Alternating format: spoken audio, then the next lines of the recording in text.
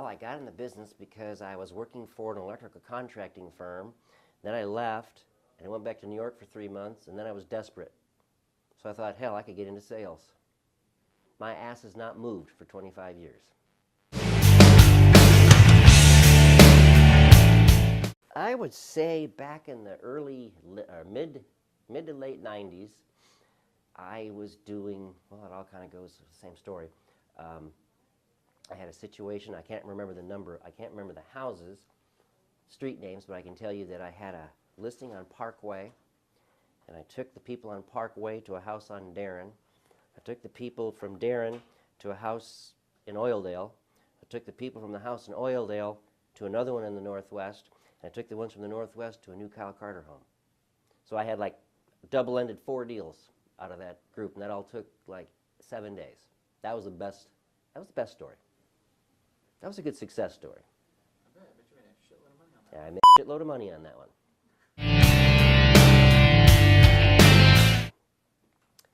You know, young, aggressive agent out at Kyle Carter Seven Oaks track, and I went out to meet the track salespeople, which was Carrie Williams and Mary Tork at that time.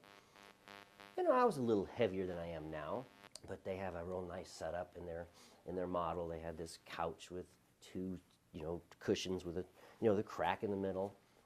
Well, for some reason, we were just kind of sitting there talking, and so Carrie was on one side of me and Mary was on the other, and I sat on the crack.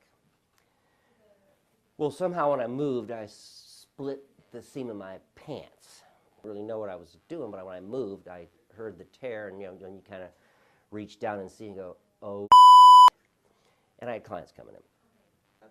But it was a hot day, so I mean it was okay because there was a little ventilation going on. So I stood up and I backed against the wall.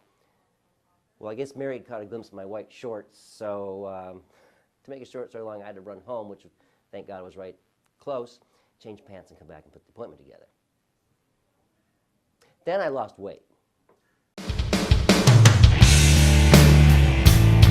I've been in trouble a couple of times throughout my career.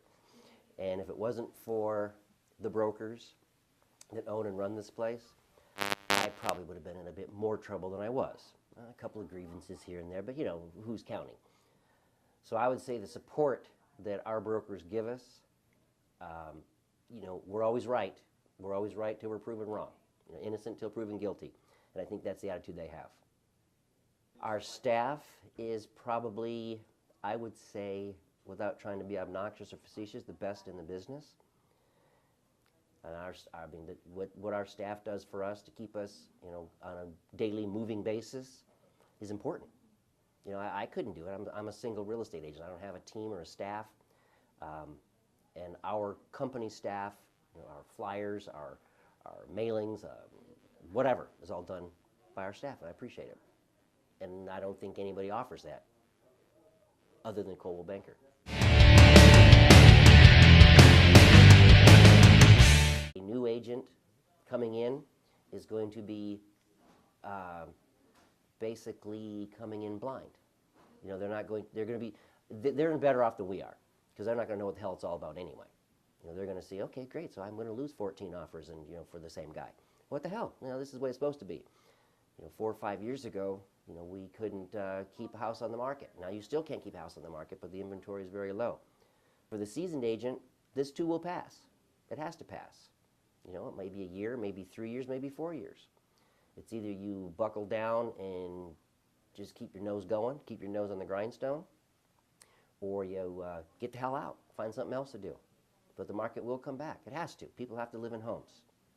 People have to buy homes. People have to buy homes to rent homes to other people. So it's a constant cycle that is always going to happen. Everybody is always going to need to buy a home.